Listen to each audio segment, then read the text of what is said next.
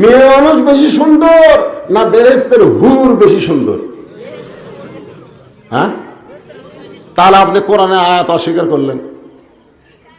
আল্লাহ বললেন লাকাদ খলাকনাল ইনসানা ফি আহসানি তাকওয়িম। সবচাইতে সুন্দর অবয়ব চেহারায় আল্লাহ মানুষকে সৃষ্টি করেছে। জোরে কোন সুবহানাল্লাহ। আপনারা বলেন তো, মানুষের মধ্যে মেয়ে মানুষ আছে না নাই? তাহলে মানুষ যদি সবচাইতে সুন্দর হয়, মেয়ে মানুষ বেশি সুন্দর না বেহেশতের হুর বেশি সুন্দর? হ্যাঁ, তাহলে আপনি কোরআনের আয়াত অস্বীকার করলেন। আপনি যদি বেহেশতের হুরকে সুন্দর বেশি কন, তাহলে কোরআনের আয়াত যে আপনার অস্বীকার হলো। আল্লাহ বলতেছেন লাকাত মানে কি? অবশ্যই খলাকনাল ইনসানা ফি আহসান তাকওয়িম। সর্বোত্তম আকৃতিতে আল্লাহ মানুষকে সৃষ্টি করেছে। পুরুষ যেমন মানুষ, নারীও তেমন মানুষ। তাহলে নারীরাই সুন্দর না বেহেশতের হুর সুন্দর? কোরআনের আয়াত অনুযায়ী হুর না নারী? আমি যেই বলবো হুর সুন্দর না বউ সুন্দর, আপনারা সকলে জবান খুলে বলবেন বউ সুন্দর।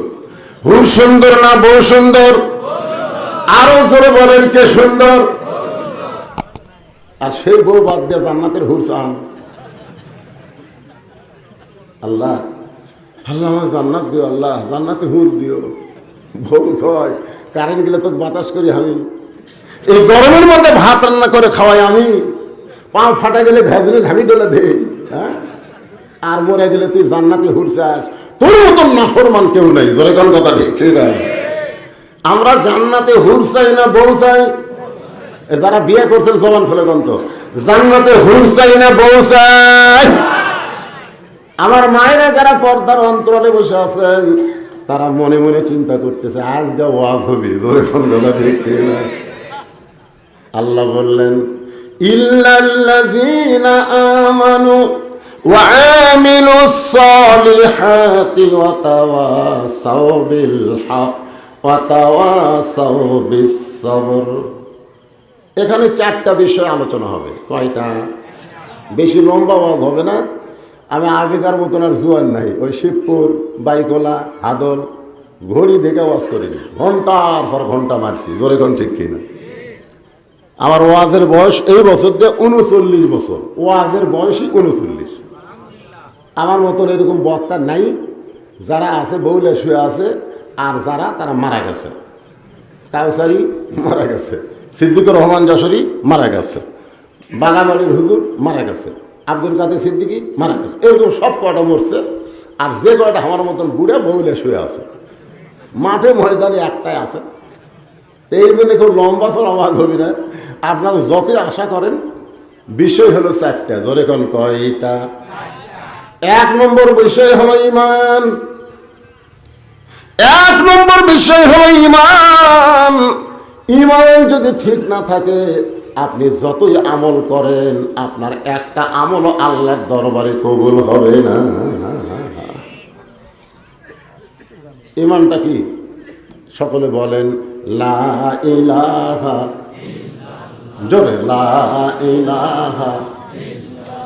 এখন কেউ যদি বলে, শোনেন, কেউ যদি বলে আল্লাহ লাগে হিল্লাও লাগে,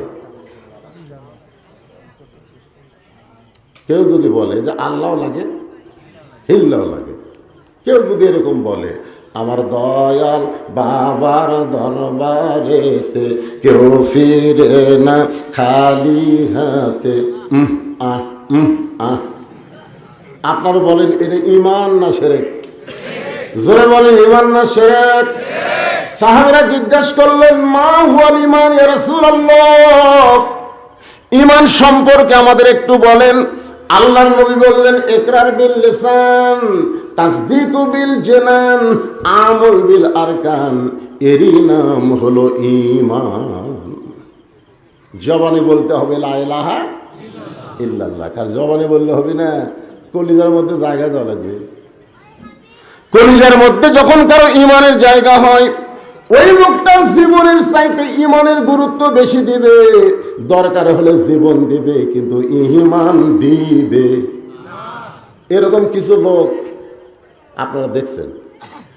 উকিল এসে বলতেছে, ভাই আপনার তো ফাঁসির রায় কার্যকর হয়ে যাবে, যে কোনো সময় আপনার ফাঁসি হবে, যদি আপনি বাঁচতে চান রাষ্ট্রপতির কাছে একটা দরখাস্ত লেখেন, রাষ্ট্রপতি দয়া করে যদি আপনাকে মাফ করে আপনার আর চিন্তা নেই। তখন ইমানদার মুচকি মুচকি হাসে। উকিল বলে, হাসেন কেন? বলে, হাসার কারণ হলো তোমার কথা শুনে।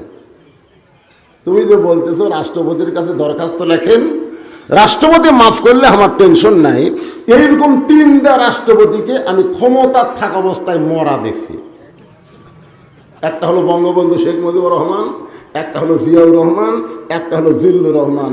যারা নিজেরাই মরে যায় তাদের কাছে কোনো ইমানদার জীবন ভিক্ষা চায় না।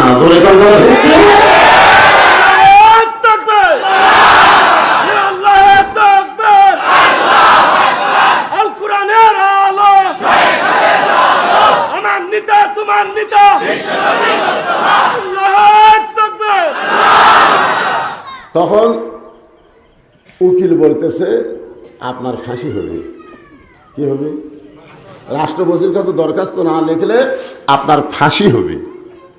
তাসদিক বিল জেনারের ইমানদার মুচকি মুচকি হাসে। উকিল বলে, আপনার ফাঁসি হবে। এটা শোনার পরে হাসেন কেন? আসামি বলতেছে, আমার ফাঁসি হবে কিন্তু আমার মৃত্যু হবে না। উকিল চল করছে, কি ফাঁসি হবি মৃত্যু হবি না? এটা কোন পাগলা রে? এরা কি হেমায়ত উচ্চা বানালো নাকি? উকিল বলতেছে, আপনার ফাঁসি হবে মৃত্যু হবে না, তার দলিল কি? সঙ্গে সঙ্গে আসামি বলতেছেন, ওয়ালা তাকুলু লিমান ইউকতালু ফি সাবিলিল্লাহি আমওয়াতুন বাল আহয়াউ ওয়ালাকিন লা তাশউরুন। আল্লাহ রাস্তায় যাদেরকে হত্যা করা হয়, আল্লাহ রাস্তায় যাদেরকে মারা হয়, আল্লাহ রাস্তায় যারা জীবন দেয়, আল্লাহ বলেছেন তাদেরকে মৃত্যু বলো না, আমি আল্লাহ বলতেছি তারা জীবিত। তাসদিক বিল জেনান, এইটা যখন আমাদের অর্জন হবে তখন আমরা জীবনের কোনো গুরুত্ব দেব না, গুরুত্ব দেব ইমানের। এখন আপনারা সত্যি করে বলেন তো, আমাদের কাছে জীবন বাঁচান ফরজ না ইমান বাঁচান ফরজ? 2-1 বললেন, বাদ বাকি চিন্তা করতেছেন কি কই। আমার বউ আমাকে বারবার কয়, পাবনা তো যাচ্ছেন, দেখাশোনা বাস করবে। আমি বললাম, কি দেখবো রে?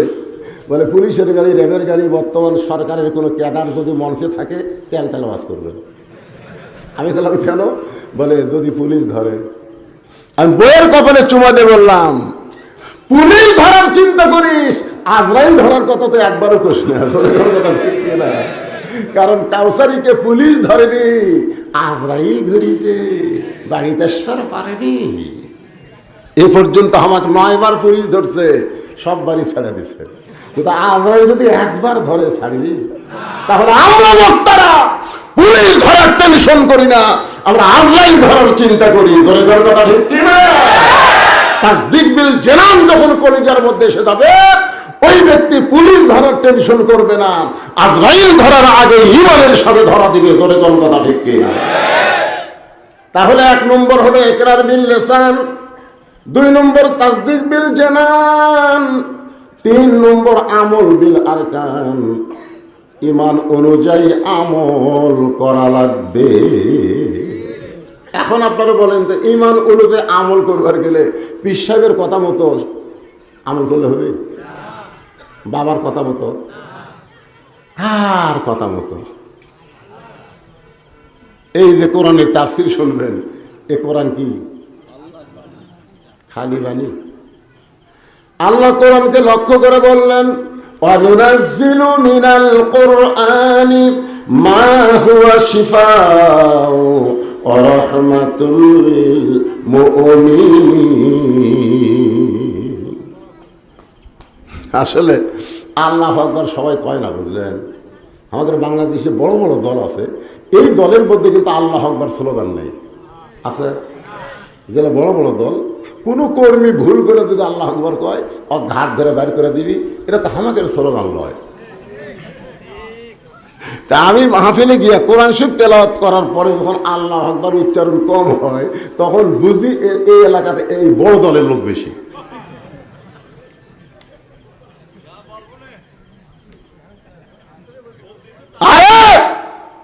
আওয়ামী লীগ করেন, বিএনপি করেন, জাতীয় পার্টি করেন, আর যে দল করেন, আপনি বাহিরে করেন, ভিতরে একটাই দল আল্লাহ। ধরে কোন কথা ঠিক কি না? নিজের চোখে আমি দেখছি, নিজের চোখে দেখা জিনিস। নামাজের সময় হয়ে গেছে, মুসল্লি 3 জন, ইমাম নাই। 3 জন মুসল্লি খালি ঘড়ির দিকে তাকে আছে, হুজুর নাই। আমার এলাকার তো একজন আওয়ামী লীগ, একজন বিএনপি, একজন জামাত। এখন বারবার ঘড়ি দেখে হুজুর নাই। আমি ঢুকবার গিয়ে চিন্তা করলাম, আমি ঢুকলি তো আমাকে সামনে দিবে, দরকার নাই। এরা 3 জন কি করে, আমি একটু জানলার ফাঁক দিয়ে দেখি। জানলার ফাঁক দিয়ে তাকায় দেখি নামাজের 5 মিনিট পার হওয়ার পরে আওয়ামী লীগ বলতেছে, কে রে ভাই, কোনো হুজুর যখন আসতেছে না, তাহলে নামাজ পড়াবি কে? জামাত ইসলাম বলতেছে, আপনার দল ক্ষমতা আছে, আপনি সামনে যান। আওয়ামী লীগ বলতেছে, আমি মাঝে মধ্যে পড়ি রে, পড়াবার পারি না, ওই জায়গাতে আমি জীবনও যাই।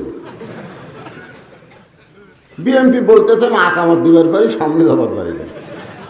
তখন বলতেছে, ভাই তাহলে সামনে কে যাবে? আওয়ামী লীগ বলে, তুই যান। তো বলে, আমি জামাত করি। ভাই, আরে পাগল, আমি আওয়ামী লীগ, ওই বিএনপি, তুই জামাত, এটা হলো বাহিরের কথা। ভিতরে যখন ঢুকেছি তখন কোনো দল নাই, আমরা 3 ভাই একসাথে জামাত করতে চাই। কোরআনের মাহফিলের মধ্যে ঢুকে আবার কিসের দল রে? যখনই কোরআনের তেলাওয়াত হবে, বক্তা তেলাওয়াত শেষ করতে আল্লাহু আকবার কোয়া লাগবে। যাই বলবি না, মরার আগে আল্লাহ তার জবান বন্ধ করে দিবি, ও করে মরবি, মুখত আল্লাহ উচ্চারণ হবে। আল্লাহ কোরআনে বললেন, ওয়া ইযা তুলিয়াত আলাইহিম আয়াতুহু যাদাতুহুম ঈমানা ওয়া আলা রাব্বিহিম ইয়াতাওয়াক্কালুন। এইবারে কেবল ওয়াজের জোশ উঠবি। হ্যাঁ, আমি নিয়ত করছিলাম 10টার দিকে হক তুলে দিই, বুঝলেন? 12টা বলতে একটা নামাজ করবো, কিন্তু এরা ওয়া করতে করতে 10:30টায় টেবুতলি আসলো। ওয়াজ শুরু না করতেই 11:30 বাজতেছে। তা আপনারা যদি হুহা না করেন তাহলে তো ঘুম ধরিও। আর একটু মনোযোগ দিয়ে শুনবেন, বিষয়টা হলো আমল বিল আরকান। ইমাম অনুযায়ী আমল করতে গেলে আল্লাহর কোরআনের কোনো বিকল্প পথ আছে? এই কোরআন অনুযায়ী যদি আমল করতে চান, ওয়া আমিলুস সলিহা, সূরা আসরের 2 নম্বর বিষয় হলো ওয়া আমিলুস সলিহা, নেক আমল করা লাগবে। নেক আমল করতে গেলে সুন্দর একটা পরিবেশ লাগবে। সব পরিবেশে নেক আমল করা যাবে না। বর্তমানে বাংলাদেশে যেই পরিবেশ চলতেছে, এই পরিবেশে আপনি নেক আমল করতে পারবেন, কিন্তু আমলটা বেশিক্ষণ ধরে রাখবার পারবেন না। করবেন ঠিকই, কিন্তু থাকবি না। আপনি এশার নামাজ বাড়ি মসজিদে পড়ছেন, আল্লাহ সামনে কাতার আপনি নামাজ পড়ছেন, পরে এশার নামাজ, কিন্তু বাড়ির মধ্যে ঢুকে দেখেন আপনার বউ স্টার জলসার জি বাংলা দেখতেছে। আপনি কত সুন্দর আমল করলেন, সামনে কাতারে নামাজ পড়লেন, কিন্তু বাড়ির মধ্যে ঢুকে দেখেন আপনার বউ ভারতের চ্যানেল স্টার জলসা জি বাংলা দেখতেছে। আর এই নাটক দেখার কারণে হিন্দুদের পূজার বাদ্য লুলু করে বাঁচতেছে। তোর কোন কথা ঠিক কি না? তা আমল তো আপনি করলেন, কিন্তু ধরে রাখলেন কতক্ষণ? বর্তমানে বাংলাদেশে নেক আমল হচ্ছে, কিন্তু নেক আমল ধরে রাখা যাচ্ছে না। নেক আমল ধরে রাখতে গেলে এই পরিবেশে সম্ভব না। এমন একটা পরিবেশ লাগবে, সেই পরিবেশ নিয়ে আপনাদের সামনে কথা বলতেছি। মানুষটার নাম হলো হযরত ওমর। ধরে বলেন, নাম কি? নেক আমলের পরিবেশে ছদ্মবেশে মদিনার অলিগলি ঘুরতেছে নেক আমল দেখার জন্যে। হঠাৎ হযরত ওমর দেখতে পায় 2 পাহাড়ের মাঝখানে একটা গিরিপথ। ওই গিরিপথের ভিতরে একটা সুন্দরী মেয়ে ধীর গতিতে হেঁটে হেঁটে চলতেছে। ওমর ফারুক লক্ষ্য করে দেখে মেয়েটার সামনেও কোনো মানুষ নাই, পিছনেও কোনো মানুষ নাই। ওমর ফারুক চিন্তায় পড়ে গেলেন, এত সুন্দরী একটা মেয়ে একা একা হাঁটতেছে, তার সামনেও মানুষ নাই, পিছনেও মানুষ নাই। এই মেয়েটা সম্পর্কে আমার একটু জানা দরকার। নেক আমল সম্পর্কে জানতে গিয়া ওমর ফারুক জিজ্ঞাসা করলেন, মা তুমি একা একা চলতেছো এই দুই পাহাড়ের মাঝখানের গোপন পথ দিয়া, তোমার সামনেও মানুষ নাই, পিছনেও মানুষ নাই, তোমার অন্তরে কি কোনো ভয় ডর লাগতেছে না? মেয়েটা বলে, পথিক তুমি হযরত ওমরকে চেনো? সুবহানাল্লাহ। মেয়েটা কাকে বলতেছে? মেয়েটা হযরত ওমরকে বলতেছে, পথিক তুমি হযরত ওমরকে চেনো? ওমর যেদিন থেকে আল্লাহর কোরআন দিয়ে রাষ্ট্র চলায়, সেদিন থেকে নেক আমল করতে মানুষের অন্তরে আর কোনো ভয় ডর থাকবে না। প্রতিক্রিয়া শোনো, কোরআন দিয়ে যখন রাষ্ট্র চলবে, তখন একটা মেয়ে পৃথিবীর এক প্রান্ত থেকে আর এক প্রান্তে যাবে, তার কলিজার মধ্যে কেবলমাত্র তাসদিক বিল জেনান, একমাত্র আল্লাহ ছাড়া অন্য কারো ভয় থাকবে না। আল্লাহর কোরআন দিয়ে যখন বাংলাদেশ চলবে, তখন আপনার দামি জুতা নিয়ে মসজিদের মধ্যে ঢোকা লাগবে? জোরগান লাগবে না? চা খাবে, চা খাবে। আজকে 2000 টাকার জুতা নিয়ে মডেল মসজিদ, জোরগান কি মসজিদ! এক নেতা বলতে, হুজুর আমাদের প্রধানমন্ত্রী 564টা মডেল মসজিদ বানাচ্ছে, আপনার একটা হুজুরও প্রধানমন্ত্রীর প্রশংসা করেন না, তার মানে? আমি নেতাকে বললাম, নেতা প্রধানমন্ত্রী 564 না 5 লক্ষ মসজিদ বানালেও কোনো লাভ নেই। নেতা তো আমার উপর সেই গরম যে 5 লক্ষ মসজিদ বানায় লাভ নাই। কেন? মসজিদ বানায় কি হবে রে? মসজিদের মধ্যে যদি নামাজ না হয়, সেই মসজিদ থেকে কোনো লাভ হবে না। জোরে কোনো কথা ঠিক কি না? মসজিদ বানানোর আগে মসজিদে মুসল্লি বাড়ানোর আইন পাস করা লাগবে। এসার খবর কি? ভাঙ্গা চুলা বুড়ে তুলে। তো মসজিদের মধ্যে কয় কাতার আছে? কয় 9 কাতার। তো 9 কাতারের এক কাতারে মুসল্লি হয় না, তার দোতলা করবে কেন? কই ওই যে জুমার দিন সবার শেষে আসে, আগে যায়, ওই শালাকের জন্য দোতলা করা লাগতেছে। আপনারা বলেন তো 5 ওয়াক্ত নামাজ বাদ দেয়, কারণ জুমার নামাজ যারা মসজিদে পড়ে এরা কোনোদিন মুসল্লি না, এরা হলো ফাওয়াইলুল মুসাল্লিন। জোরে কোন কথা দেখতে মসজিদের উন্নয়ন মানে টাইলস টাইলস দিয়ে মসজিদ সুন্দর করে, অর্থ এলাকার মধ্যে আমাদের মসজিদে 1 নম্বর মুসল্লি হলো 3টা। এতগুলো মডেল মসজিদ বানাচ্ছে, এক মসজিদে মুসল্লি নাই। জোরে কোন কথা ঠিক কিনা? প্রধানমন্ত্রী উচিত হলো যে মসজিদে যখন মসজিদ আজান দেবে, আজান দেওয়ার পরে যে সমস্ত মুসলমান দাবি করে রাস্তা ঘুরবে, ওদের পাশার কাপড় খুলে 5টা করে দাড়ি বসাও। জোরে কোন কথা ঠিক কিনা? পুলিশ থানা তার থাকো না, আজান দিলে সব রাস্তার যাও। দেখো তো কারা ঘুরতেছে। এখনকার পুলিশ জালিমদের পাশাত বাড়ি না দিয়া আলেমদেরকে জেলখানা ঢুকাচ্ছে। জোরে কোন কথা ঠিক কিনা?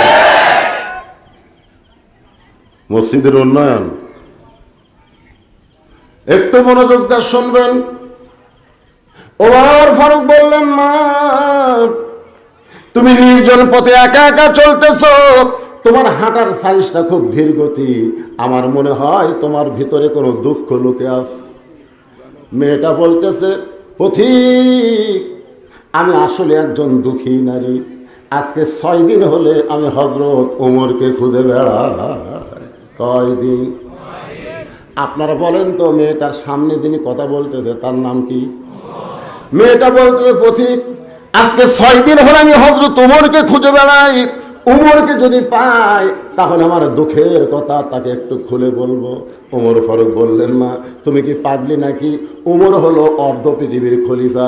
এই বাংলাদেশের মতন 96টা দেশের খলিফা। আমাকে বাংলাদেশের মতন কয়টা? 96টা দেশের খলিফাকে তুমি 2 পাহাড়ের মাঝখানে খুঁজতেছো।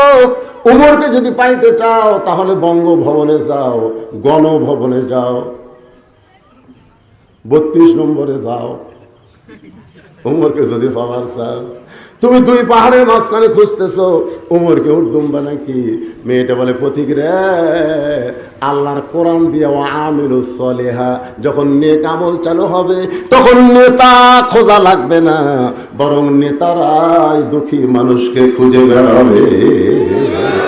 আমার ইমান বলতেছে আজকে 6 দিন হলে ওমরকে খুঁজতেছি, আর 1-8 দিনের ভিতরে আমি হযরত ওমরকে পেয়ে যাব। আল্লাহর কোরআন দিয়ে যখন বাংলাদেশ চলবে তখন নেতা খোঁজা লাগবে, নেতারাই দুঃখী মানুষকে খুঁজে বেড়াবে। এই বাংলাদেশ যখন আল্লাহর কোরআন দিয়ে আমিলুস সলিহা নেক আমল চালু হবে, তখন কোনো গরিব মানুষ ধনীর বাড়ি যাওয়া লাগবে না, ধনীরাই গরিবের দরজায় দরজায় ঘুরবে। কথা ঠিক না? আল্লাহর কোরআন দিয়ে যদি বাংলাদেশ চলে তাহলে বাংলাদেশের মসজিদ তৈরি করার জন্য ভিক্ষা করা লাগবে না, প্রাইমারি তৈরি করার জন্য ভিক্ষা করা লাগবে। জোরে কোন কথা ঠিক না? একদম বাগডম ঘোরানোম সাজে ঢাক ঢোলক ঝাঁদের মাঝে এই শালা মিথ্যা শিক্ষা দেওয়ার জন্য 3 তালা। একটু মনোযোগ দিয়ে শুনবেন। মেয়েটা বলতেছে পথিক, আমার ইমান বলতেছে আর 1-8 দিনের মধ্যেই হযরত ওমরকে আমি পেয়ে যাব। আপনারা বলেন তো মেয়েটাকে ওমরকে পাইছে? ওমর ফারুক বললেন, মা তুমি যে হযরত ওমরকে খুঁজতেছ আমি হইলাম সেই ওমর। সঙ্গে সঙ্গে মেয়েটা বলতেছে আমিরুল মুমিনিন, তাহলে আপনি চোরের মতন একা একা কেন ঘুরতেছেন? আপনি চোরের মতন একা একা কেন ঘুরতেছেন? আপনার কি সামসা নাই? জোরে কোন কি নাই? ওয়া আমিলুস সলিহা, ইমানের পরে সূরা 2 নম্বর সাবজেক্ট হলো নেক আমল। মেয়েটা বলতেছে আমিরুল মুমিনিন, আপনি চোরের মতন একা একা ঘুরতেছেন, আপনার কি কোনো সামসা নাই? জোরে কোন কি নাই? আপনারা বলেন তো ওমর ফারুক ওই সময় বাংলাদেশের মতন কতটা দেশের খলিফা? হ্যাঁ, মনে রাখতে হবে 96টা, বাংলাদেশের মতন 96টা দেশের খলিফা একা একা ঘুরতেছে। হযরত ওমর চোখের পানি বের করে বললেন, মা চামচা পালার পয়সা কোথায় পাবো? একটা চামচা পালবার গেলে পয়সা খরচ হয়, যখন হয় কি হয় না? আপনার বলেন তো নেতার পেছনে যারা ঘোরে এরা কি এমনি এমনি ঘোরে নাকি? জুমার দিনে হযরত ওমর খুতবা দিচ্ছেন, মসজিদে নববীতে খুতবা দিচ্ছেন, হাজার হাজার সাহাবীরা ওমর ফারুকের খুতবা শুনতেছেন। এমন সময় মাঝখান থেকে একজন দাঁড়িয়ে বলে আমিরুল মুমিনিন, আপনার খুতবা শুনবো না। সবাই চুপ হয়ে গেল। কত বড় সাহস! অর্ধ পৃথিবীর খলিফাকে বলতেছে আপনার খুতবা মানে কি? বক্তব্য। খুতবা মানে ভাষণ। আপনার ভাষণ শুনবো না। ওমর ফারুক বললেন, ভাই আমার অপরাধ কি? কোন অপরাধে আমার ভাষণ তুমি শুনবা না? সাহাবী বলতেছে আমাদেরকে খাটো পাঞ্জাবি দিয়ে আপনি লম্বা জুব্বা পরে খুতবা দিচ্ছেন, আমাদেরকে বাইতুল মাল থেকে খাটো খাটো পাঞ্জাবি দিয়ে আর আপনি এত বড় লম্বা জুব্বা পরে খুতবা দিচ্ছেন। যতক্ষণ লম্বা জুব্বার কাহিনী না বলবেন ততক্ষণ আপনার ওয়াজ আমরা শুনব। ওমর ফারুকের চোখ দিয়ে দর দর করে পানি পড়তেছে। হাজার হাজার মুসল্লির মধ্যে একজন ওমর ফারুকের পক্ষে কথা বলতেছে না। এমন সময় আব্দুল্লাহ ইবনে ওমর 6 লক্ষ হাদিসের হাফেজ, 30 পারা কোরআনের হাফেজ, সুবহানাল্লাহ কোন নেতার ছেলে কিসের হাফেজ? হাদিসের হাফেজ। আরে কোরআনের হাফেজ তো অনেকে আছে। 6 লক্ষ হাদিসের হাফেজ, 30 পারা কোরআনের হাফেজ। আব্দুল্লাহ বাবার পাশে দাঁড়ায় বলে, রে নবীর সাহাবীরা, তোমরা খাটো পাঞ্জাবি হলেও তো নতুন কাপড় পরে নামাজ পড়তেছ, কিন্তু আমার দিকে তাকায় দেখো আমার পরনে নতুন কোনো কাপড় নাই। ওসমান গনি বলে, আব্দুল্লাহ আজকে জুমার দিনে সবার পরনে নতুন, অথচ তুমি পুরাতন কাপড় পরে কেন নামাজ পড়তে আইছ? সঙ্গে সঙ্গে আব্দুল্লাহ বলতেছ, আমি নতুন কাপড় পরতে চাইছিলাম কিন্তু আমার ভাগ্যে নাই। সমস্ত সাহাবীরা বলে, আব্দুল্লাহ নতুন কাপড় কি বাইতুল মাল থেকে তোমার ভাগে যায় নাই? তুমি সেই নতুন কাপড় না পরে পুরাতন কাপড় কেন পরলে? আব্দুল্লাহ বলতেছে, আমি যদি নতুন কাপড় পরতাম তাহলে আমার বাবার জুব্বা লম্বা হতো না। সুবহানাল্লাহ কোন? আব্দুল্লাহ বলতেছে, দুনিয়ার সবাই যখন ঘুমিয়ে গেছে, এমন সময় আমার বাবা চুপি চুপি আমার ঘরের দরজায়, ভাইজান যুবকের একটু মনোযোগ দিয়ে শোনেন, আমার বাবা আমার ঘরের দরজায় এসে ডাক দিচ্ছে, আব্দুল্লাহ, আব্দুল্লাহ রে একটু দরজা খোল। আমি আব্দুল্লাহ ঘুম থেকে চেতন পেয়ে দরজা খুলে দেখি বাবার হাতে একটা পাঞ্জাবি। আমি খুশি হয়ে বললাম, বাবা, বাইতুল মাল থেকে আমার একটা পাঞ্জাবি দিল, আপনি রাতের বেলা আর একটা পাঞ্জাবি দিবে রাইছেন, নেতার বেটা হওয়াতে আমার লাভ আছে। বাইতুল মাল থেকে একটা কি দিছে? গভীর রাত্রে আর একটা পাঞ্জাবি দিবে রাইছেন। সঙ্গে সঙ্গে ওমর ফারুক আল্লাহর কোরআন থেকে একটা আয়াত তেলাওয়াত করলেন। যারা কোরআন বোঝেন তারা একটু মনোযোগ দিয়ে শোনেন। আয়াতটা হলো, ইন্নাল্লাহা ইয়ামুরুকুম আন তুআদ্দুল আমানাতি ইলা আহলিহা ওয়া ইযা হাকামতুম বাইনান নাস আন তাহকুমু বিল আদল। সুবহানাল্লাহ বলেন। 6 বছর ধরে আমবাগান চাষ করেছে, আমবাগান। জ্যৈষ্ঠ মাসে গেছে, দেখছে আম পাকছে কিনা, যা দেখে গাছের ডালে বসে এক ছোট্ট বাচ্চা আম পাড়তেছে আর ব্যাগ ভরাচ্ছে। বাগানের মালিক কয়, আমি খাইনি, আমার পরিবারের কেউ খাই নাই, আর তুই আমার গাছে তোর আম পাড়তেছিস, তোর বাপকে গিয়ে বিচার দিব রে, তোর বাপক যা বিচার দিব। ছেলে খালি মুসকি মুসকি হাসে। বাগানের মালিক বলে, হাসিস খেন? বলে, হাসার কারণ হলো আমার বাবাও তো আর এক গাছে চড়ছে, আপনি বাবা কোথায় যা বিচার দেবেন? বাগানের মালিক গাছের নিচে বসে কান্দের খায়, আল্লাহ বিচার দেব কার কাছে? বেটাও চোর, বাপও চোর। আজকে আমাদের বাংলাদেশের অবস্থা চাই, বিচার দেওয়ার জায়গা নেই। জোরে কোন কথা ঠিক কিনা? আয়াতটা খেয়াল করছে, ইন্নাল্লাহা ইয়ামুরুকুম আন তুআদ্দুল আমানাতি ইলা আহলিহা ওয়া ইযা হাকামতুম বাইনান নাস আন তাহকুমু বিল আদল। আব্দুল্লাহ, একটা পাঞ্জাবি পাইছিল বাজান, আর একটা দিবার আইছি। কল আল্লাহর কোরআনের আইন যখন চালু থাকে, এই বিশ্বাস তোর মনে কেমনে আসলো? ওয়া আমিলুস সালিহাত, শুনে নে, এইটা আমার ভাগে পড়েছে। এত খাটো পাঞ্জাবি পরে আমি খুতবা কেমনে দিব? তাই গভীর রাত্রে আইছি, তোর পাঞ্জাবিটা আমাকে একটু দান করে দে বাবা, আমি তোরটা আমারটা মিলে একটু লম্বা জুব্বা বানাবার চাই।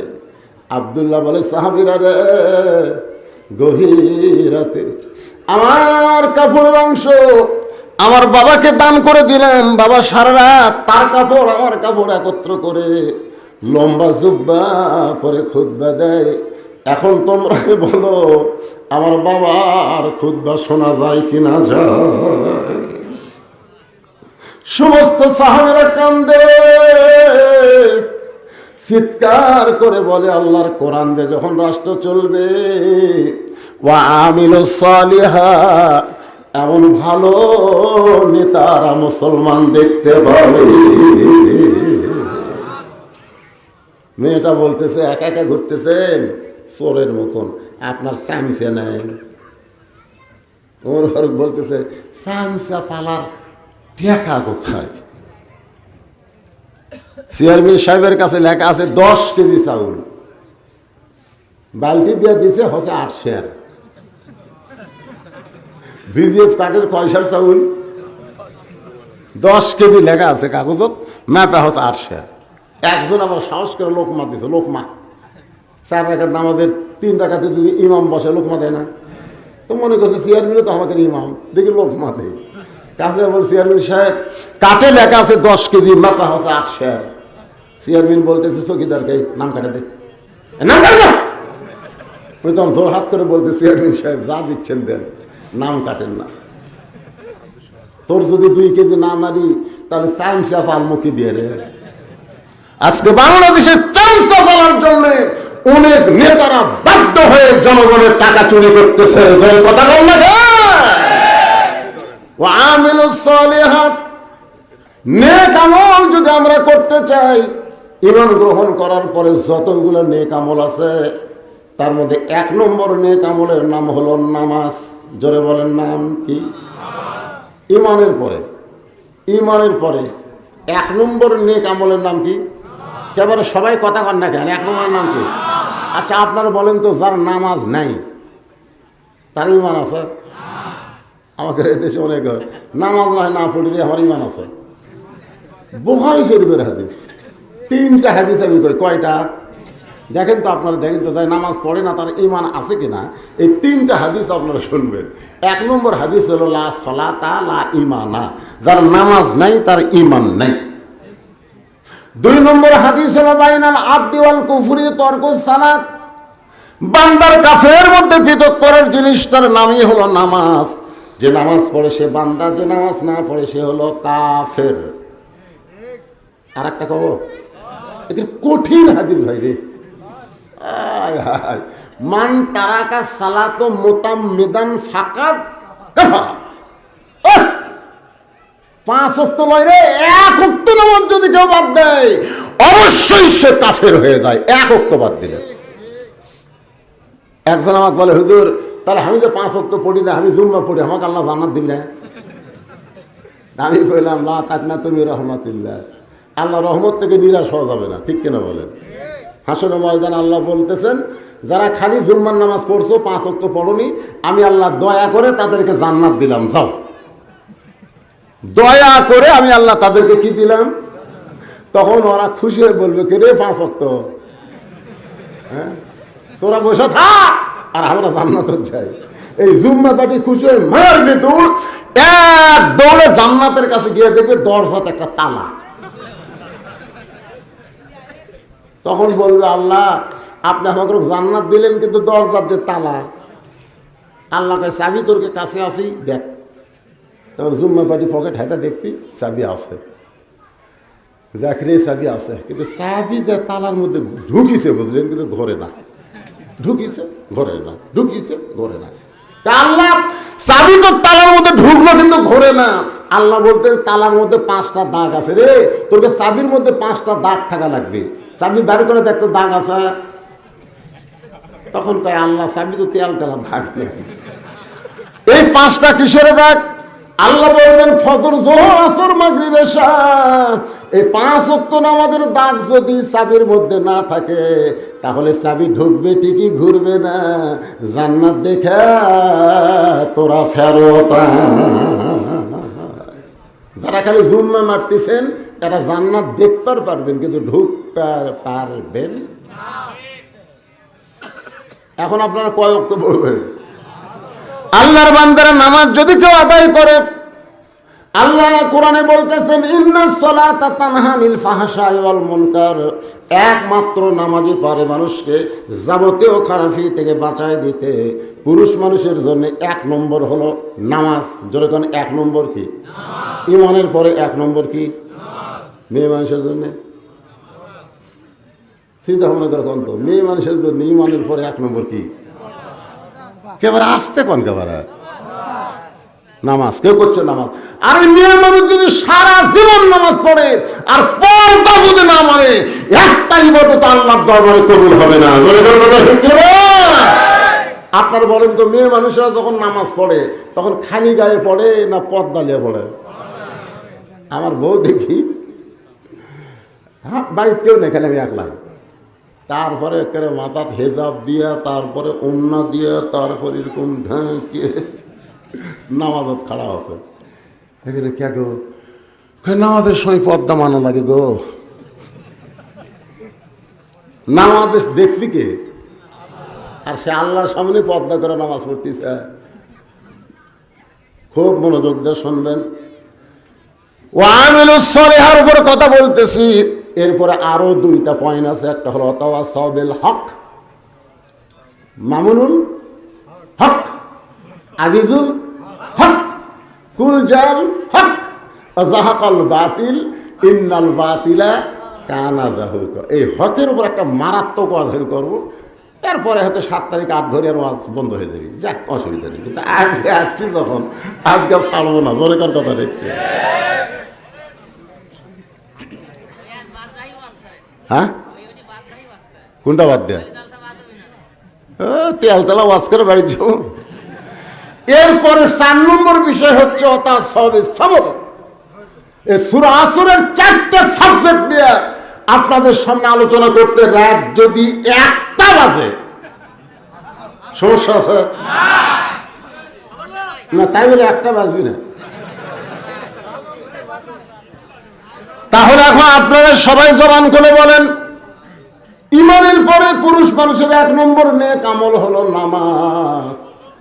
আর নারীদের জন্য 1 নম্বর নেক আমলের নাম কি? পর্দা। আমার মায়েরা যারা পর্দার অন্তর আছেন তারা একটু মনোযোগ দিয়ে শুনবেন।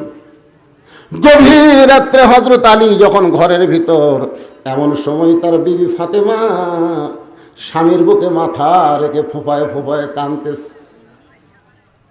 হযরত আলী চমকে গিয়ে বলে, ফাতেমা হঠাৎ এরকম কান্না করার কারণ কি? ফাতেমা বলে, স্বামী গো, আমি আল্লাহর কাছে একটা দোয়া করেছি, আল্লাহ তাআলা আমার দোয়া কবুল করেছে। আপনারা সুবহানাল্লাহ বললেন। আলী বলতেছে, তুমি পাগলি নাকি? আল্লাহ তোমার দোয়া কবুল করছে, আর দোয়া কবুলে কেউ কান্দে? ফাতেমা বলে, স্বামী গো, কি দোয়া কবুল করেছি আপনি কি শুনবেন না? আলী বলে, ফাতেমা কি দোয়া করেছ? ফাতেমা বলতেছে, আমি আল্লাহর কাছে দোয়া করেছি, আল্লাহ যেন আমাকে পর্দার ভিতরে মৃত্যু দেয়। আলী মুস্কি মুস্কি হাসে। মুস্কি মুস্কি হাসার কারণ হলো, যে মেয়েটা সারা জীবন পর্দা করেছে তার মৃত্যু তো পর্দার ভিতরেই হবে। আমাদের বাংলাদেশে তারা সারা জীবন পর্দা করেনি, তার কি মরাটাও পর্দার মধ্যে হয়? যেরকম ঠিক কিনা? আমার এলাকার যে মেয়ে সারা জীবন গোটা পাড়া ঘুরিছে, মরার পরে ওর 5 কাপড় দিছে। আপনাকে এলাকার কয়টা দেয়? 5টা কাপড় দিয়ে ওই লাশ আবার খাটনির চাদর দিয়ে ঢেকে থুছে। ফেরেশতারা ঘুরতেছে আর বলতেছে, আল্লাহ এই মেয়ে গোটা পাড়া ঘুরে বেড়ালো, আর সেই মেয়ে 5 কাপড় দিয়ে খাটনি পর্যন্ত চাদর দিয়ে ঢাকলো, কারণ কি? আল্লাহ বলতেছে, ওই দেশের নাম বাংলাদেশে, ওই দেশে বাঁচতে মানে না রে, মরার পরে মানে রে, মরার পরে মানে রে। আলী বলে, ফাতেমা সারা জীবন যে পর্দা করেছে সেই পর্দার মধ্যে মৃত্যুবরণ করতে চায়, আল্লাহ দোয়া কবুল ঠিকই করেছে। ফাতেমা বলে, স্বামী গো, সেই দোয়া কবে কবুল হয়েছে সেটা কি আপনি জানেন? আলী বলতেছে, ফাতেমা কবে কবুল হয়েছে? ফাতেমা বলে, স্বামী গো, সেই দোয়াটা কবুল হয়েছে আজকে রাত্রে, আল্লাহ আমার মৃত্যু দিবে। যেই মাত্র কইছে আল্লাহ আমার মৃত্যু দিবে, গাছের গোড়া কাটলে গাছটা যেমন ঠাস করে পড়ে যায়, হযরত আলী তেমনি পড়ে গেলেন ঘরের মাঝায়। মা ফাতেমা মুস্কি মুস্কি হাসতেছে স্বামীর এভাবে পড়া দেখে। ফাতেমা মুস্কি মুস্কি হেসে স্বামীর কপালে একটা চুমা দিয়ে বলে, স্বামী গো, এমন করে আপনি কাঁদবেন না, কারণ আসলে যাইতে হবে। এর চাইতে সত্যি কোনো কথা নাই, আসলে। এই যারা খাড়া হয়ে আছেন যাবেন না, বসেন বসেন, 1 ঘন্টা বসেন রে, 60 বছর নফল ইবাদত করার সওয়াব আল্লাহ দান করে। বসেন। আশ্চর্য কথা। সবাই একটা আমার সঙ্গে বলবেন, ভাই ইমান থেকে বলবেন, আসলে কোথায় যাবেন? 4 তলা বাড়ি মানে ঘাড় কাজ করে দেখি। কি দেখিস ভাই? 5 তলার জন্য রড বার করে থুছি ভাই রে। 2 কান্দে 2 ফেরেশতা তাকায়, আল্লাহ এই শয়তান উপর দিকে তাকায় কেন, নিচের দিকে তাকার পারে না? ওই 4 তলা দেখে যায়, ওই নিচ তলার যাবি। প্রধানমন্ত্রী কন, প্রেসিডেন্ট কন, আর যত বড় ধনী কন, 4 তলা কেউ থাকতে পারবে না, সবাইকে নিচ তলায় থাকা লাগবে। জোরে দরকার কথা বল না, কারণ নিচ তলায় যাওয়ার চিন্তা কলিজার মধ্যে থাকলে আজকে কি হলু রে? 5 তলা তুটে 1.5 লাখ টাকার খাট, 12,000 টাকার কম্বল, রাত 9টার সময় তোমায় দিয়ে বলতেছে, আমার বাড়ি আমার ঘর, আমার নামাইকে। 2 কান্দে 2 ফেরেশতাকে আল্লাহ ঘুমের দোয়া, আল্লাহুম্মা বিসমিকা আমুতু আহিয়া, এই দোয়া না পড়ে কি বললো? এই যে বললো আমার বাড়ি আমার ঘর আমার নামাইকে। আল্লাহ কয়, একটু ধৈর্য ধর।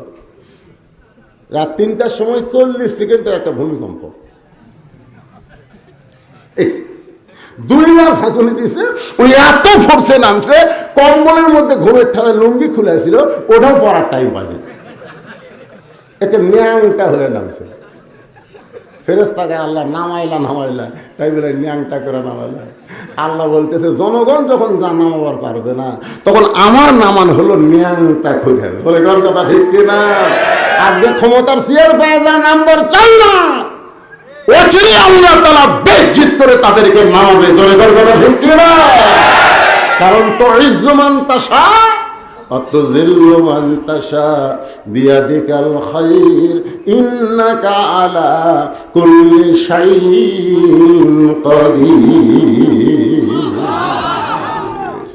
তাহলে সকলে জবান করে বলেন, আসলে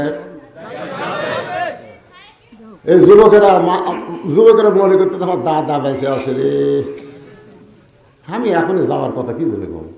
এইবার ঈদের দিনে আমার বগুড়া জেলায় 17 জন যুবক মোটর সাইকেল অ্যাক্সিডেন্ট করে মরছে। একই জেলার 17 জন, একটা বুড়াও মরেনি, সব যুবক মরছে। এক যুবক আরো বিয়ে করেনি, বুঝলেন? আর বাপক বলতেছে আপনার ছেলে তো মোটর সাইকেল অ্যাক্সিডেন্ট করে মরছে, সাথে একটা মেয়েও মরছে।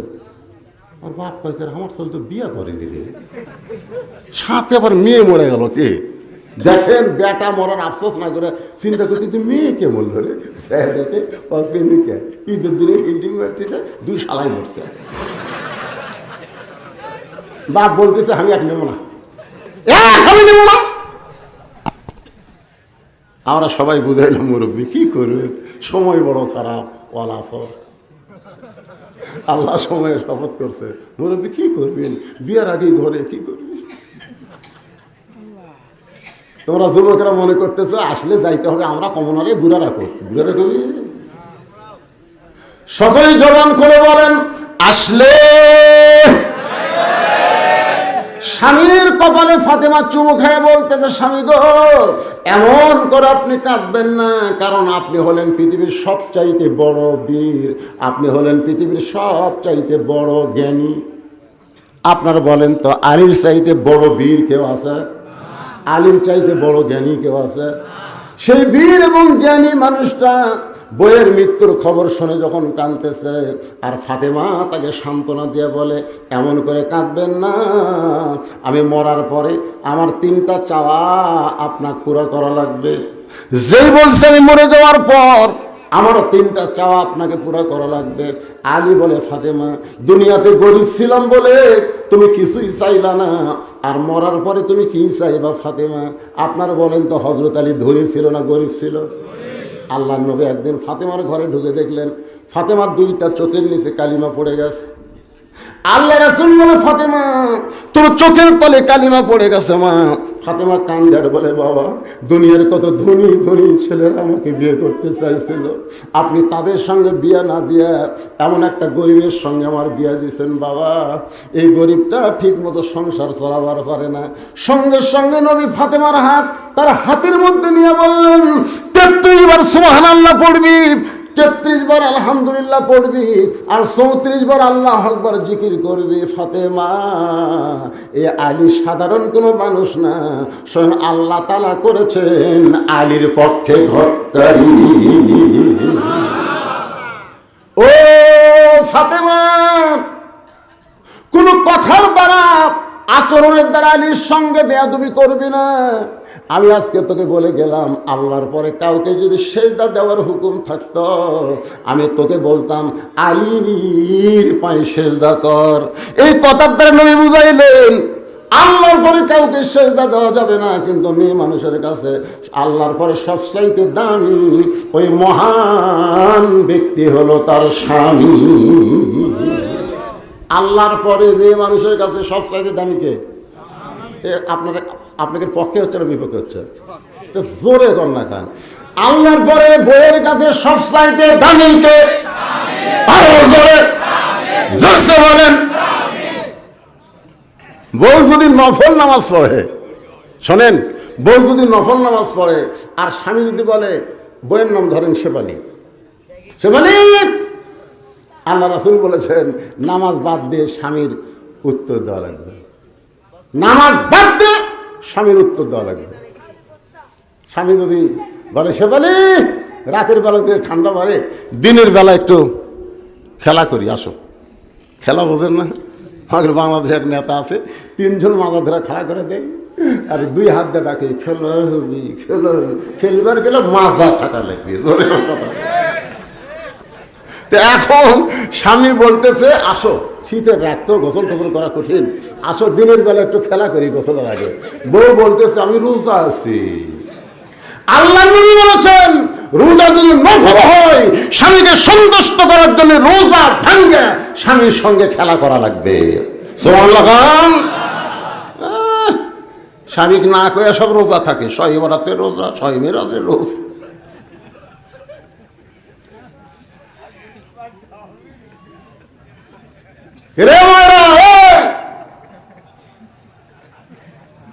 একমাত্র ফরজ নামাজ যদি বউ শুরু করে, ওই সময় স্বামী যদি বউকে ডাকে, কারণ বউ হয়তো জানে না স্বামী নামাজ পড়তেছে ঘরে, কিন্তু তারপরেও যদি স্বামী ডাকে শেফালি, তখন বউ কি করা লাগবে?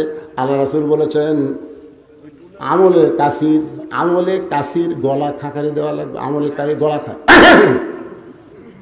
স্বামী ডাকতেছে শেফালি,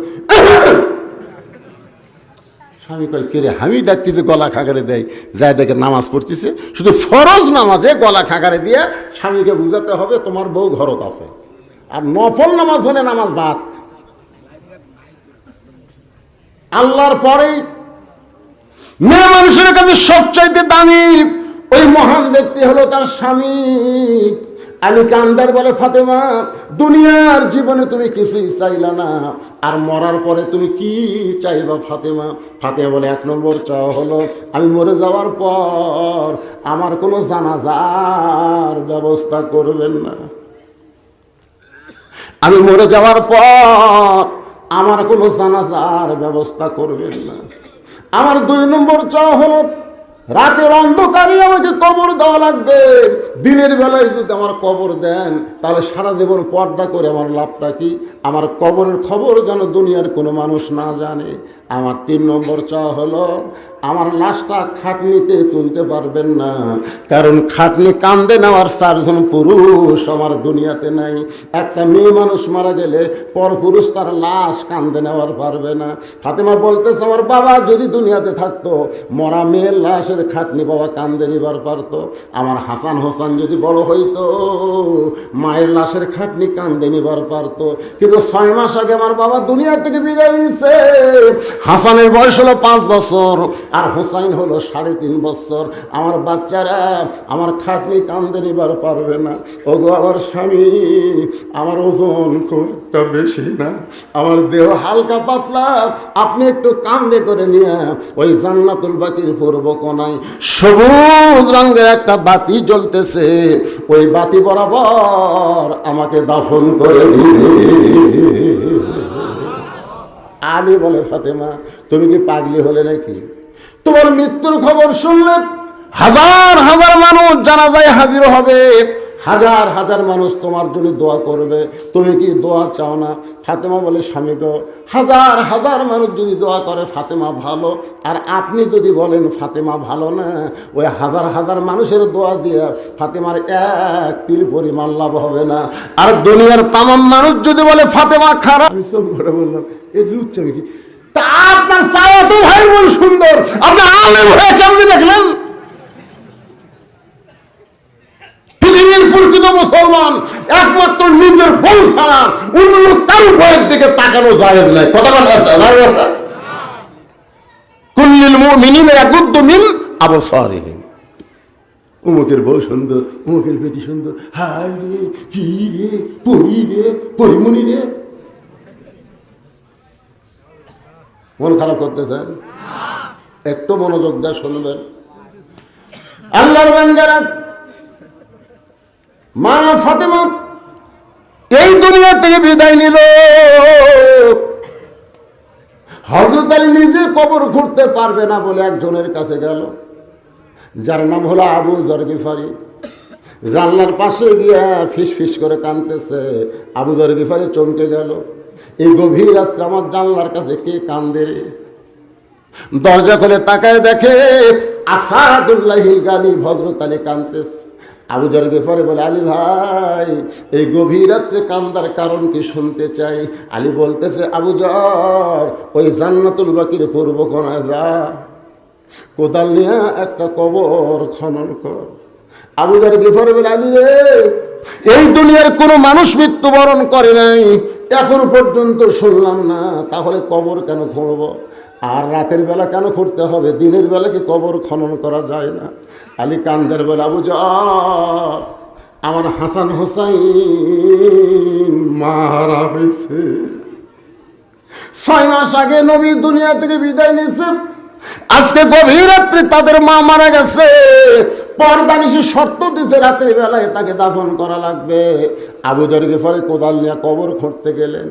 কবর খুঁড়তে গিয়ে দেখে একটা সবুজ রঙের বাতি জ্বলতেছে, যেই বাতির কোনো তার নাই, যেই বাতির কোনো সুইচ নাই, বিনা তার বিনা সুইচে আমার আল্লাহ অটোমেটিক জ্বালায়া দিছে। লিল্লাহে আপনি কখনোই মনে করবেন না আপনি কবরে যাওয়ার পরে দরজা নাই, জানলা নাই, আপনার কবরে বালিশ নাই, বিছানা নাই, আপনার কবরে আলো নাই, আপনি অন্ধকার কবরে কেমনে থাকবেন? এটা কখনোই মনে করবেন না। ও আমিলুস সালিহাত, নেক আমল করে যদি কবরে যান, আপনার কবর থাকবে না, কবরকে আল্লাহ জান্নাত বানায়া দিবে। আবু যর গিফারি লক্ষ্য করে দেখে, ভাই, ওই আলোটা গোলাকার না হয়ে 4 কোণা হয়ে পড়ছে, 4 কোণা। ওই 4 কোণার মধ্যে কোদাল দিয়ে কবর খুঁড়তেছে। কবর দিনের বেলা না খুঁড়ে রাতের বেলা খুঁড়তেছি, তুই কি বলতে পারিস কবর কার জন্য কবর খুঁড়ি? কবর এমন একজন মহিষী পর্দানিশী রাতের বেলায় মারা গেছে, রাতের বেলায় তাকে কবর দেওয়া লাগবে। সেই মহিষী নাই আর কেউ না, আল্লাহ নবীর মেয়ে হওয়ার পরেও নবী তাকে মা বলে সম্মান করেছে। কবর খবরদার বেয়াদবি করবি না, তোর মধ্যে এমন একজন নারীকে দাফন করা হবে যার 2টা সন্তান জান্নাতি যুবকদের সর্দার হবে। কবর খুঁড়তে খুঁড়তে বলে, কবর রে, খবরদার বেয়াদবি করবি না, তোর মধ্যে এমন একজন মহিষী নারীকে রাখা হবে যার স্বামী হল আসাদুল্লাহিল গালিব। এই বলে যখন কোদাল মারতে চাই, কবরের ভিতর থেকে কে যেন শব্দ করে বলে, আবু যর, এই কবরকে সাবধান না করে বরং যারা কবরে আসবে তাদেরকে সাবধান করো। এটা কিন্তু মা ফাতেমার জন্য বলা হয় নাই, আমাদের জন্য কবর আবু যরকে বলেছে। এই কবরে কার মা, কার মেয়ে, কার বিবি, এইটা কবর দেখবে না।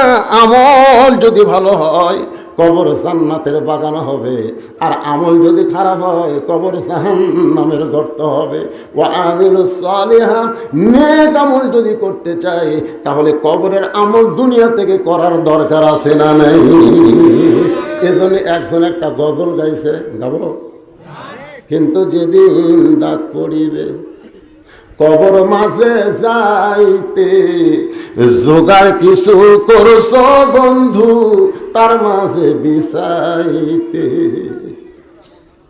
গভীর রাত্রে হযরত আলী ফাতেমাকে নিয়ে ওই জান্নাতুল বাকির পূর্ব কোণায় আবু যর বলে চিৎকার দেয়, কিন্তু আবু যর কোদাল ফাইলা দিয়ে কোথায় যেন পালায়ে গেছে। নিজে দাফন করার পর আল্লাহর কাছে বলতেছে, আল্লাহ, আমার ফাতেমারে তুমি কবুল করে নাও। আল্লাহ, সারা জীবন যে মেয়েটা পর্দার মধ্যে ছিল, আল্লাহ তুমি তাকে কবুল করে নাও। এ দোয়া করার পরে আলী তাকায় দেখে সামনে কয়েকটা পুরাতন কবর দেখা যায়। এইমাত্র ফাতেমার কবর দিছে, সেই নতুন কবর আর দেখা যায় না। আলী কবর দিয়া আলী আর কবর খুঁজে পাচ্ছে না। আলী চিৎকার করে বলে, ফাতেমার কবর, এখনই কবর দিলাম, সেই কবরটা কোন জায়গায়? কে যেন ডাক দে, বলে, আলী রে, আমার ফাতেমা পর্দানিশী, আমি আল্লাহ জোহরা ডিগ্রি দিয়া ফাতেমার খবরটাকে কিয়ামত পর্যন্ত পর্দা করে দিয়েছি। আমার মায়েদের জন্য ওয়াজ হলো, মা, ওই ফাতেমার সঙ্গে যদি জান্নাতে যাওয়ার চান, তাহলে ইমানের পরে মেয়েদের 1 নম্বর আমলের নাম কি? আরো জোরে। আর পুরুষের 1 নম্বর কি? কোন জায়গা? বাড়ির না মসজিদে? 2 ওয়াক্ত নামাজ যদি কেউ, কমপক্ষে 2 ওয়াক্ত নামাজ যদি কেউ মসজিদে পড়তে অলসতা করে, তার মৃত্যু হবে মুনাফিক হয়ে। একটা হলো ফজর, আর একটা হলো ইশা। কয় ওয়াক্ত? আপনাকে মসজিদে এই 2 ওয়াক্তের খবর কি? মুয়াজ্জিন থাকলে বোঝা যেত। মুয়াজ্জিন সাহেব আছে? আপনি কি 5 ওয়াক্তই পড়ান? খালি আপনি বেশি দিলেন, বেশি মুসল্লি। কি রকম না, আপনারা মসজিদের উন্নয়ন কল্পে মাহফিল করতেছেন। মসজিদের উন্নয়ন কল্পে কি টাকা কালেকশন না মুসল্লি কালেকশন? আমি এক মসজিদে যাই, দেখি বৃষ্টি হোক, অসুবিধা কি আছে, এখন ঝড় উঠতেছে।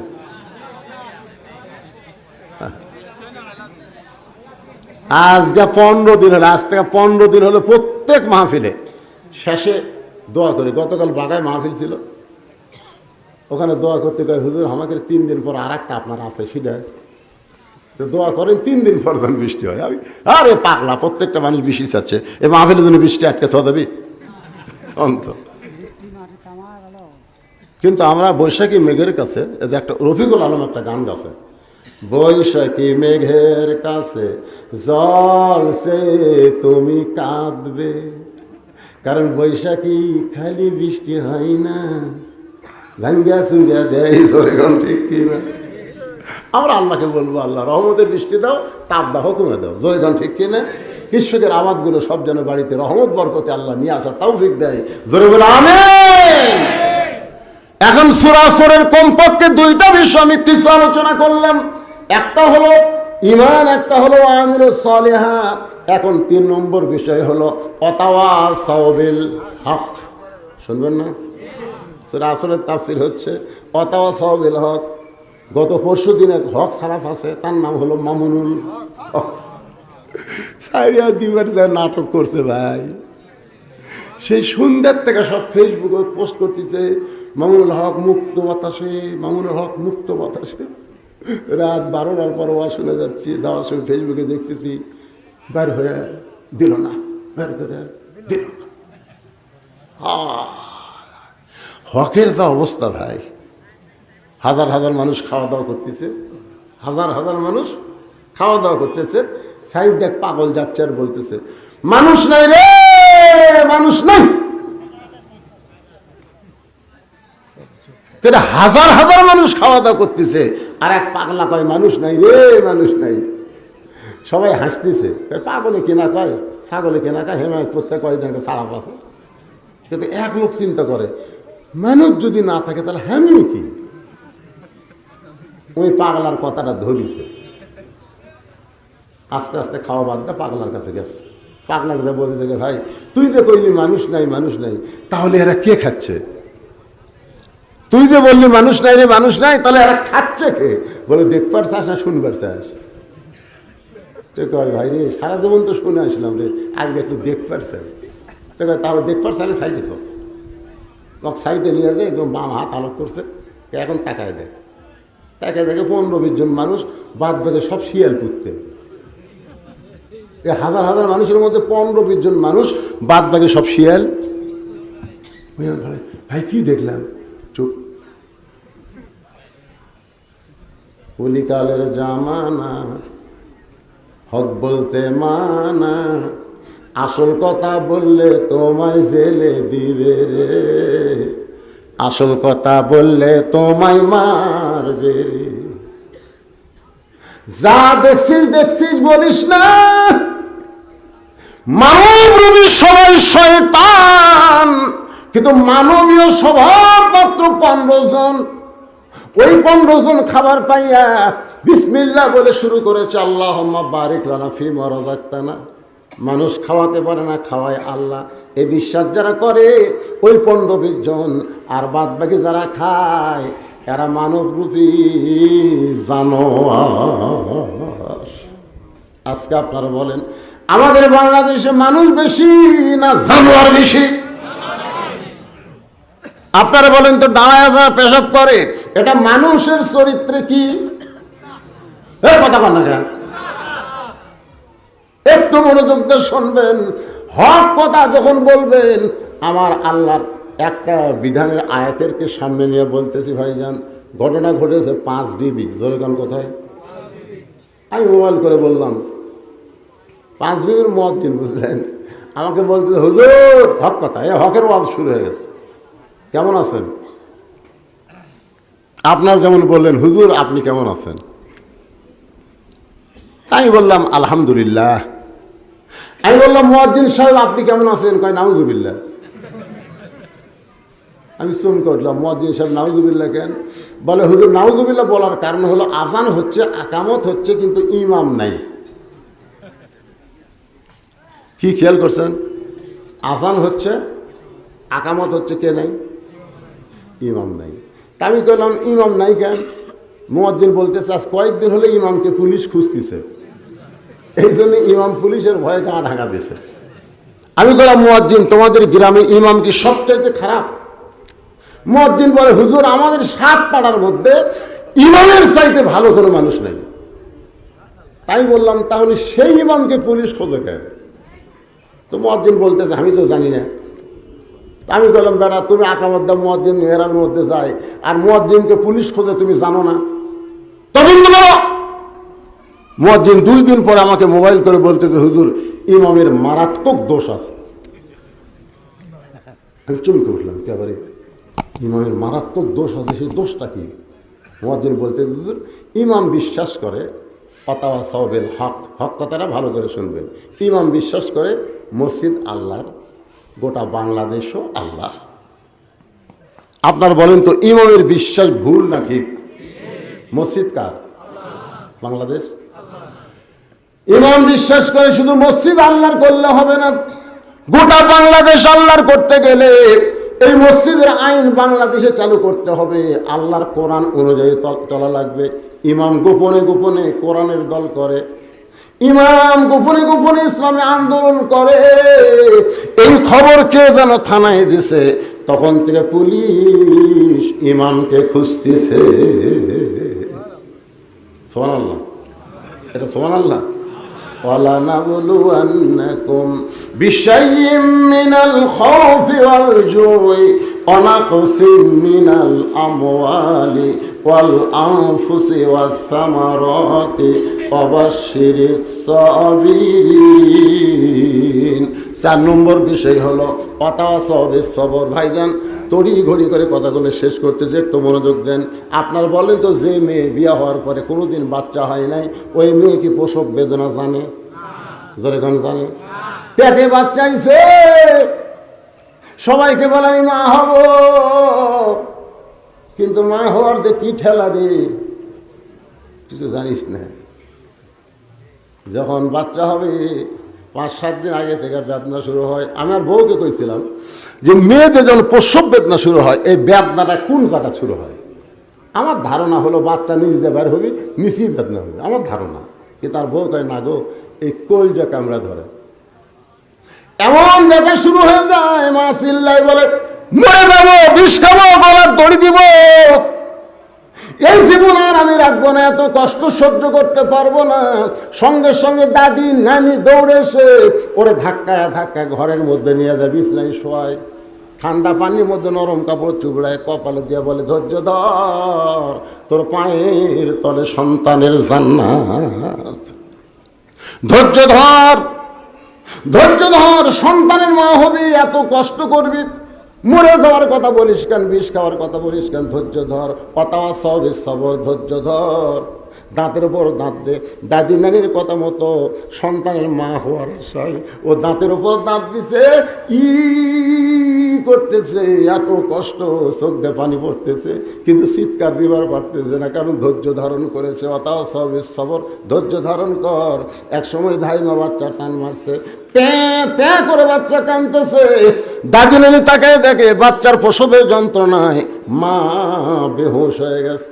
ওই বাচ্চাকে গোসল করানোর পর ওই বাচ্চা এই বেহুশ মায়ের বুকের উপরে যখন সন্তান দেয়, ওই মা সন্তানের দেহের পরে সে হুঁশটা ফিরে পায়, হাতের মধ্যে নিয়ে বাচ্চারে চুমা খায়। দাদিরে নি তিরস্কার করে বলে, লাত্তি মার, এরে ফাইলা দে, এর গলার টিপি মাইরা মার, মার, এরই জন্য তুই গলার দড়ি দিবার চাইছিলি, এর জন্য তুই বিষ খাবার চাইছিলি, এরই জন্য তোর এত কষ্ট হলো, এর তুই বুকে আদর করিস কেন? মা তখন মুচকি মুচকি হাসের বলে, দাদি, এত সুন্দর একটা সন্তান বুকের ওপর পাওয়ার সাথে সাথে আমার প্রসবের সব ব্যথা আমি ভুলে গিয়েছি।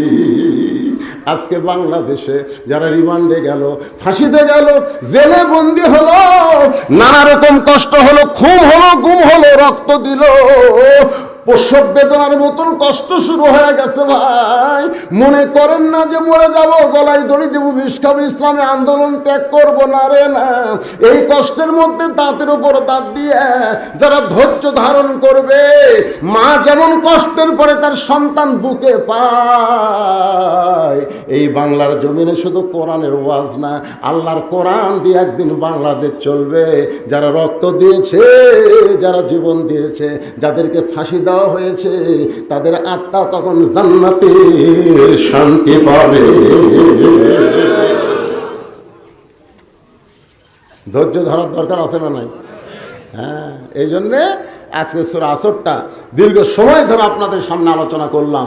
আল্লাহ বক্তা শ্রোতা সবাইকে আমল করার তৌফিক দান করুক, সকলে বলে আমিন। একজন উঠবেন না, আমি একটা মাজলুম মুসাফির, আপনাদের নিয়ে দোয়া করব। সকলে ইস্তেগফার, আস্তাগফিরুল্লাহ রব্বি মিন কুল্লি জামবিন ওয়া তুবু ইলাইহি, আল্লাহুম্মা সাল্লি আলা মুহাম্মদ, আল্লাহুম্মা বারিক আলা মুহাম্মদ, আল্লাহুম্মা আমিন, আল্লাহুম্মা